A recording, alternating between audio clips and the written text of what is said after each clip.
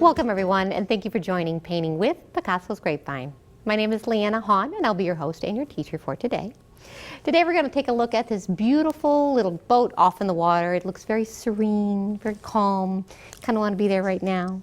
And we're going to take a look at doing some nice movement, kind of focusing on the reflection here, and kind of getting you started on what really is a lot of nice blending and creating some background. So. To start off, we always start with a check on what our all of our supplies are today. And today I have kind of an array. I've got a very large number 6 filbert. I've got a number 2 filbert. I have a number 2 square, a number 1 square, and a number 1 filbert as well. Now, I may not need all of these brushes, but I bought a few just in case I want to get into some detail, just getting into some of the tight spaces up here. As always, we are working with acrylic paint. And we're going to be using a nice combination of, we've got some phthalo blue, we've got some cerulean blue, some burnt umber, some alizarin crimson, some yellow ochre, some phthalo turquoise, and some white, of course. As always, a cup of water to make sure that you have something to wash off your brushes and a dab rag to get them dry. So to get started, we're going to try to take a look at our painting and say, all right, where do we start first? Where do we go next? So for us, we're going to be doing a lot of blending, like back and forth strokes, just kind of getting our background, getting that in place.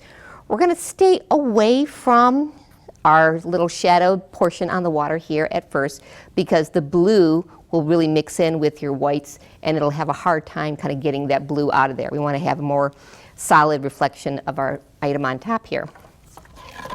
So to do so, I've started off with a quick little sketch just to kind of help me keep my bearings on where I'm painting and where I'm not. So I'm trying to stay out of my image of the boat on the water, and then of course that reflection down below. So I'm going to focus my strokes outside there.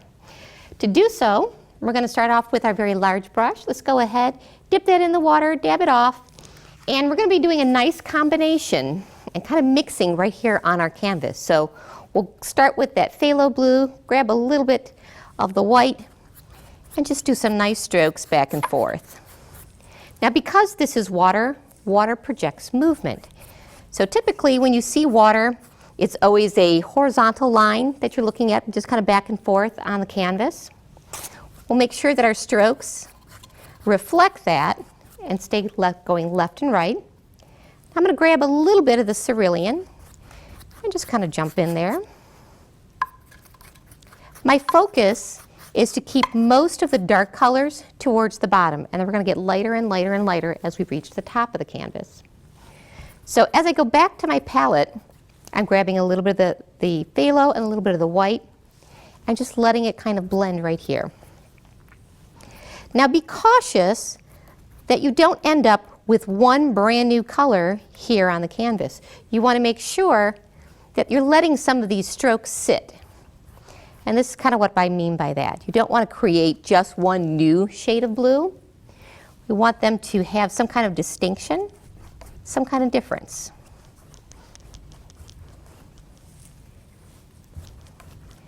As well, you don't want to end up with one line going straight across your canvas. So it's okay to start somewhere inside your canvas, like this, and let some of those strokes and inside your canvas as well. We do want to make sure we get good coverage, and dimpling on your canvas, and that's the texture of your canvas showing through, that's a good indicator that you don't have enough paint. Go ahead and add some more. Now as I'm moving up the canvas here, I'm going to transition to grabbing the white with the cerulean, and we'll get a little lighter.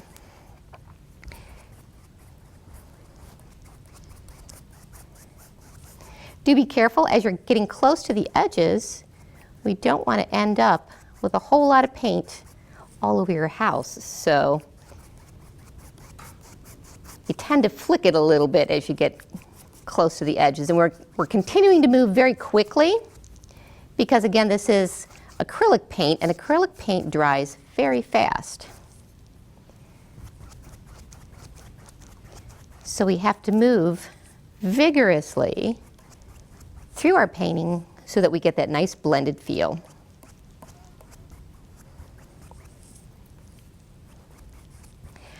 Again, I'm trying to kind of stay out of the boat here. I will be able to cover a lot of that with my blacks and my deep alizarin, but I'm trying to minimize. I'm going to grab a little bit more paint. Now as well, I'm going to go back down into the lower part of my painting, and I'm going to just add in just a few touches of some of that turquoise. Just kind of mixing it up a little bit. Because we know water has so many different colors in it. There's not one shade of blue that you'll ever see in the water. It's a nice combination.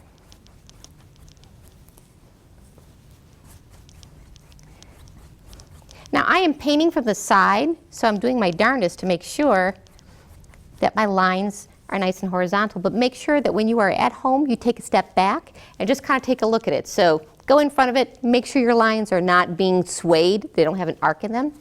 It's a natural tendency because our arms are kind of attached to the side of our bodies, just kind of how we're built here, to have your arc kind of gently kind of move into your strokes. So try and avoid that, step back, make any adjustments.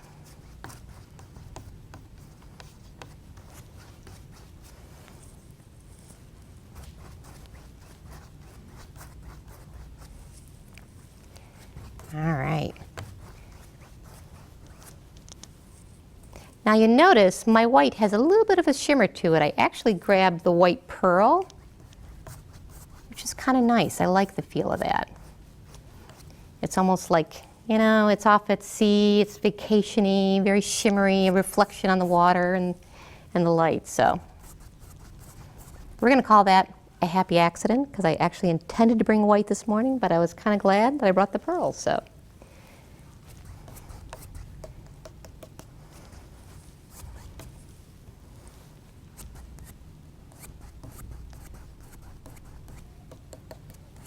Okay, so got some nice coverage now. Again, this is your opportunity. Step back, take a look at it, see if there's any adjustments you need to make. You do need to make them quickly just because this paint does dry very fast. If there's anything any lightning that you want to do, go ahead, do it now, and just kind of get it ready for phase 2. So we'll go ahead and move into that. Let's drop our paint brushes in the water. I'm going to pick up my, this is, I believe, save like a number 4 filbert. Go ahead and pick that up.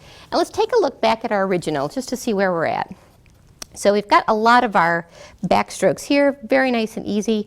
What I'm going to do now is I'm going to work on placing in the cream. I always go light first. So in case I have any accidents, you can always cover it up with a darker color. So the blacks and the alizarin is a nice way to cover up any accidents. So I'm going to make a really, really nice cream by grabbing some of this pearl and just a touch of the yellow ochre. Kind of mix that in, and a dab of the burnt umber. So we're going to get just kind of a nice light cream. Let's go ahead and fill in the body. So I've given myself some nice guidelines here, just so I didn't have to worry about proportionately being off.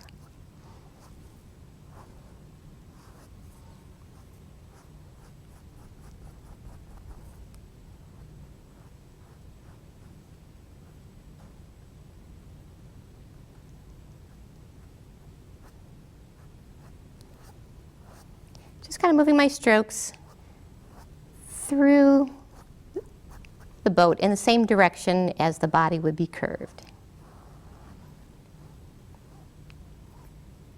All right, I'm going to go ahead and place some of our white strokes down here.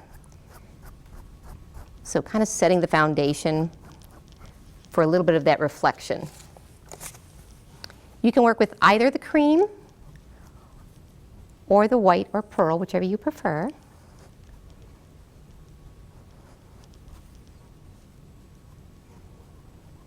Now, one thing to keep in mind when you're doing a water reflection, it's generally the opposite. And I know that sounds pretty obvious, but sometimes people kind of forget and they get a little turned around. So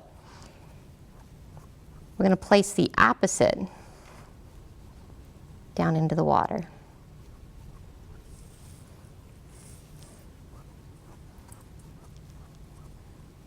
All right, so we'll go ahead and move into our alizarin.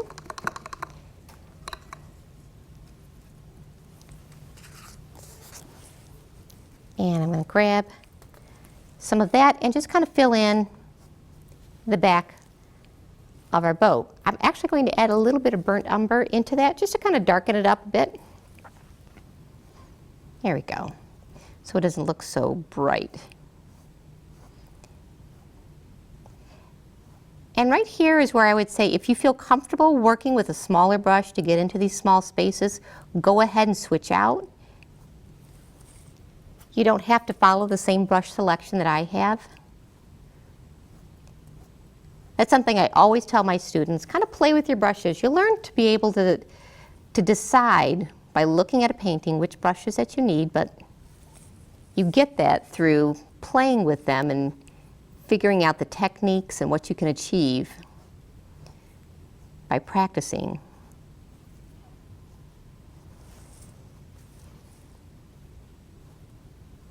I'm keeping this nice and dark by adding a little bit more of the burnt umber. I'm just kind of letting it mix right there on the canvas. All right. And then we have another portion that's right underneath the boat, which is also the alizarin. Now right here, I'm going to go ahead and switch off into, I'm going to say my #1 square. Just because we're getting into some tiny little areas, I want to make sure that I keep the form of that boat, so I'm going to use a smaller brush.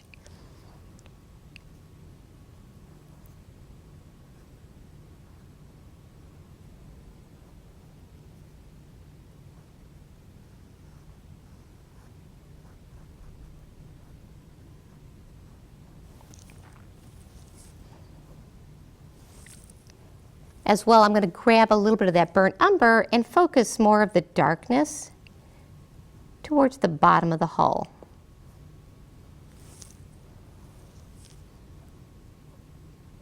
You will also find with alizarin, this is one of those translucent colors. So you'll typically need to mix it with something so that it actually covers the canvas. So in this case, I'm mixing it with the burnt umber. Because if you just set it out just by itself, it's almost going to look pinky. So you can't really get the full flavor of that color. Here we go. All right, and what I'm going to do is add just a little bit. We're going to start that reflection, adding a little bit of the burnt umber right into the water.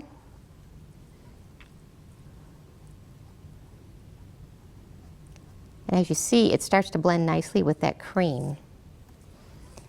And I'm going to come out a little bit further.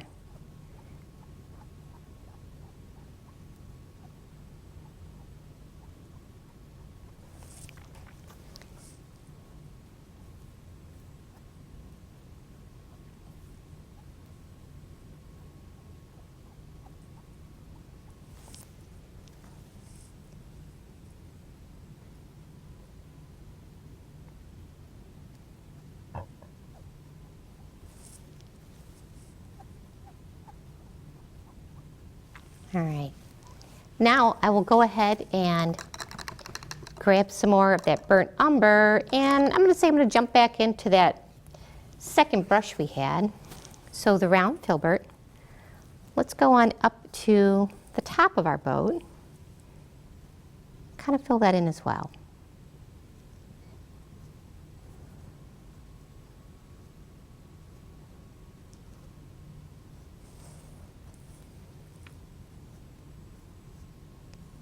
Now I'm doing this right now while all that paint is wet.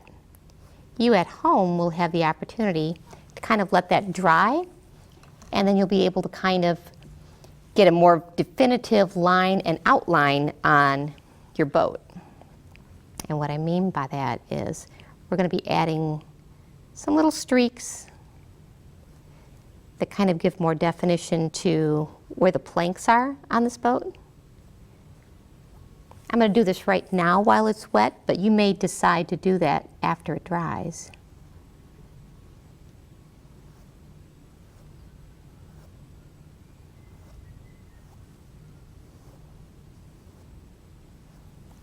All right.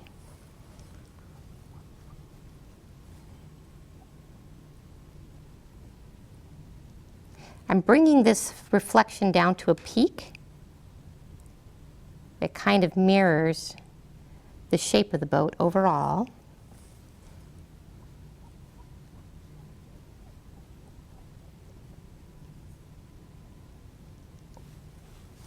And then adding a little bit more of depth into the top of the boat.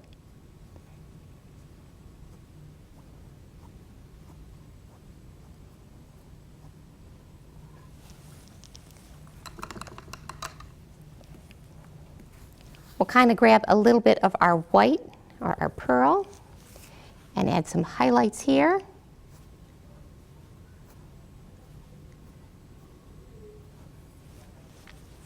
And then we're going to transition into our tiny, tiny little brush. Again, grabbing some of that burnt umber. And let's give it some outline. A nice little trick. If you add a little bit of water to your paint, what it will do is liquefy it. As you're kind of moving across the canvas, certain portions are going to start to get dry. And so your paint is not going to want to flow as easily. So adding a couple drops of water, put your brush in and swirl it out. And that's a wonderful way to keep your brush moving.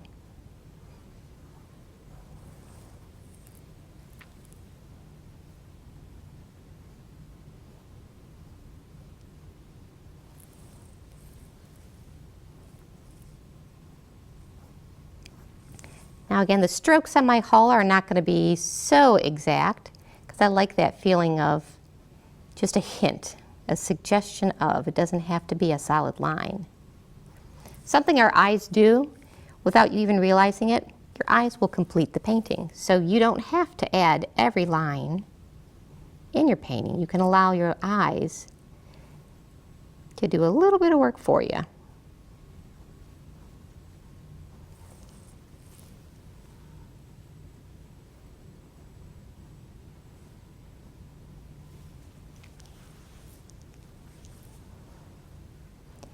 And I'm going to come down here, just on the edges, and just emphasize that kind of triangle shape above.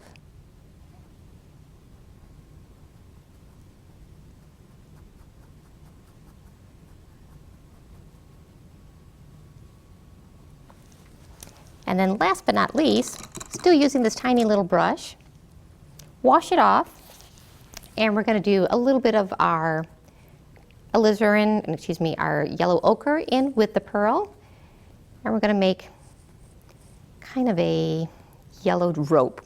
That's kind of the color we're looking for, is rope color. So again, for you folks at home, give this an opportunity to dry because this is where you're adding another layer on it. For right now, this is not going to look as distinct as it should, but we'll go ahead and add it for now.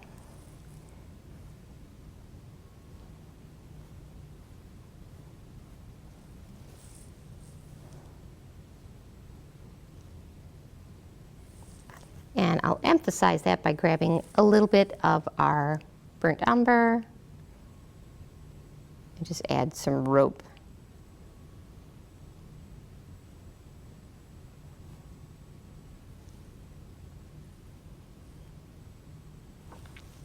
And we don't want that rope just kind of dangling off into space. So last but not least, let's kind of give it a reason to be there. So we kind of define the water around it.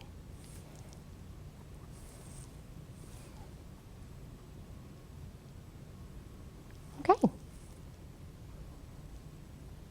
And the very last thing we do on every painting is make sure you sign your painting. Well, hopefully you've picked up a few tricks. Hopefully you've been inspired to say, hey, you know what, I think I can give a try on that.